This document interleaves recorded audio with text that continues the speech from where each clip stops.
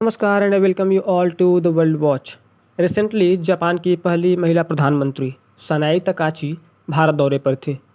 वैसे तो हर official visit की तरह ये भी एक नॉर्मल डिप्लोमेटिक मीटिंग ही लग रहा था, लेकिन उसी दौरान एक छोटा सा मोमेंट ऐसा हुआ जो सोशल मीडिया पर खूब वायरल हुआ, जिसके बारे में न सिर्फ भारत में बल्कि जापान में भी उसके बारे में खूब बातें होने लगी।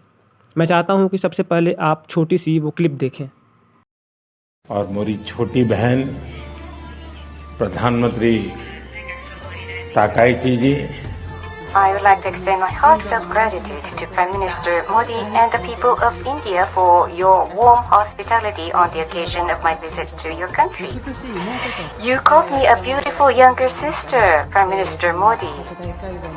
But at the small meeting before the big meeting, we confirmed that we are on the same page and developed this relationship as brother तो and आपने क्लिप sister. देख ली।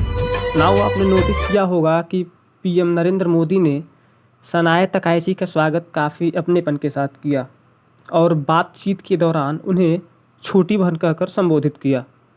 पहली बार सुनने पर ये एक नॉर्मल और फ्रेंडली गेस्चर लगता है, लेकिन ऐसा नहीं है। डिप्लोमेसी की दुनिया थोड़ी अलग होती है। यहाँ कभी कभी एक हैंडशेक, एक स्माइल या सिर्फ एक छोटे से शब्द भी काफ़ी बड़े मैसेज दे देते हैं। और इन सब में सबसे इंटरेस्टिंग बात क्या रही, वो ये कि ये क्लिप सिर्फ इंडिया तक सीमित नहीं रही।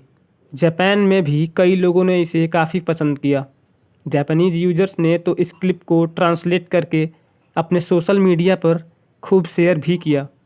कई लोगों ने इसे इंडिया और जापान के बीच बढ़ते ट्रस्ट की एक सिंबल के रूप में देखा। लेकिन एक सवाल अभी भी बाकी है, क्या पीएम मोदी ने बस यूं ही उन्हें छोटी बहन कह दिया या फिर इसके पीछे भी कोई कहानी है?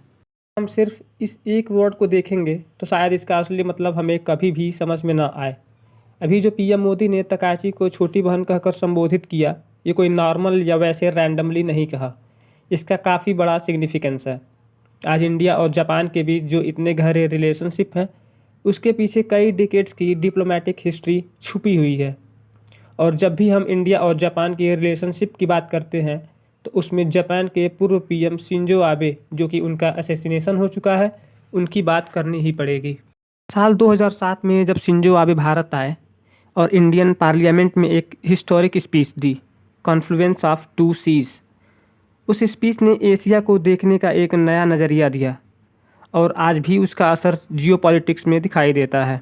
भले ही यूएसए ने अपने पैसिफिक कमांड से इंडो टर्म हटा दिया हो, लेकिन जापान के लिए इंडो पैसिफिक आज भी उसकी फॉरेन पॉलिसी का एक इम्पॉर्टेंट पिलर है। नाउ अगर आप पीएम मोदी की डिप्लोमेसी को लंबे टाइम से फॉलो कर रहे हैं तो आपको पता होगा कि प्रधानमंत्री नरेंद्र मोदी शिंजो आबे को हाईली रिगार्ड करते थे एंड इवन शिंजो आबे भी प्रधानमंत्री को एज ए डिपेंडेबल फ्रेंड मानते थे।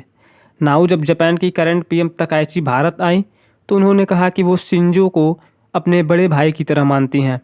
अब PM Modi and Shinzo Abe के रिलेशन तो काफ़ी अच्छे थे और इसी के रिस्पांस में पीएम मोदी ने कहा कि अगर आप शिंजो आबे को बड़ा भाई मानती हैं तो मेरी भी आप छोटी बहन है।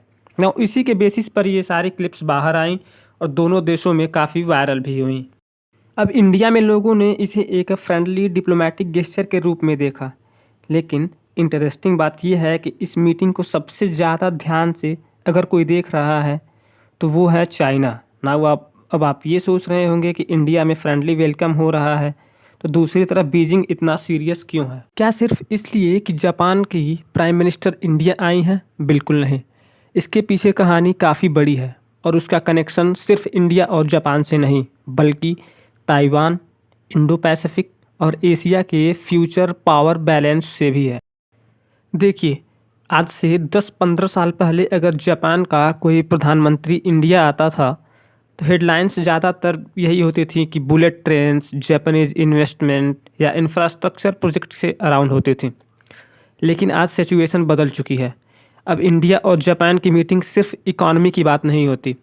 अब डिस्कशन होता है सेमीकंडक्टर सप्लाई चेन्स का, क्रिटिकल मिनरल्स का, आर्टिफिशियल इंटेलिजेंस का और सबसे इम्पॉर्टेंट डिफेंस कोऑपरेशन का। सिंपल शब्दों में कहें तो इंडिया और जापान को अब सिर्फ बिजनेस पार्टनर्स नहीं रहे, दोनों धीरे धीरे स्ट्रैटेजिक पार्टनर्स बन चुके हैं और यही वो पॉइंट है जहाँ से चाइना की इंटरेस्ट शुरू होती है। सवाल उठता है, चाइना को प्रॉब्लम किस बात से है? क्या इंडिया और जापान ने कोई मिलिट्री अलायंस अनाउंस कर दिया? नहीं। क्या दोनों कंट्री ने चाइना के खिलाफ कोई स्टेटमेंट दिया? ये भी नहीं। तो फिर कंसर्न किस बात का है?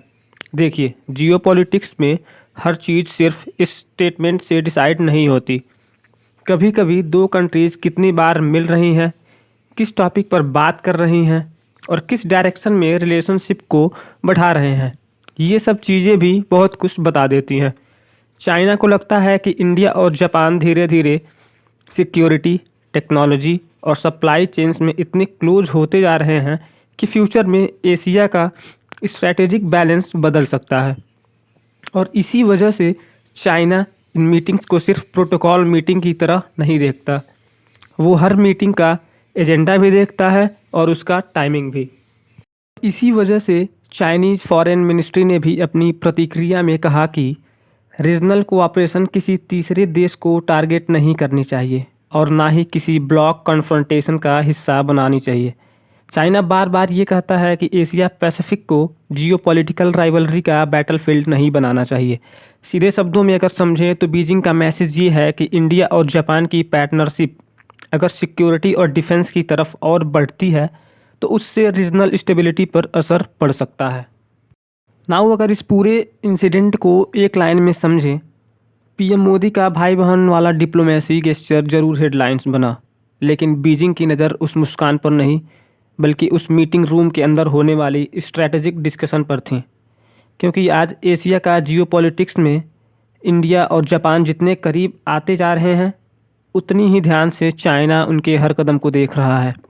और शायद इसी वजह से ये विजिट सिर्फ एक डिप्लोमेटिक विजिट नहीं बल्कि इंडो पैसिफिक के फ्यूचर पावर बैलेंस की एक इम्पॉर्टेंट स्टोरी बन चुकी है।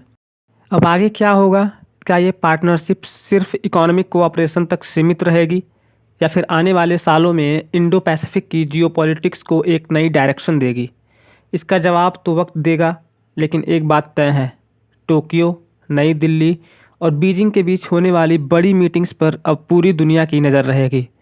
और इसी के साथ आप इस पूरे इश्यू को कैसे देखते हैं? क्या चाइना के कंसर्न्स जेन्युइन हैं या वो इंडिया जापान पार्टनरशिप को ज़रूरत से ज़्यादा स्ट्रेटेजिक नज़रिए से देख रहा है? अपनी राय कमेंट्स में ज़रूर बताएं।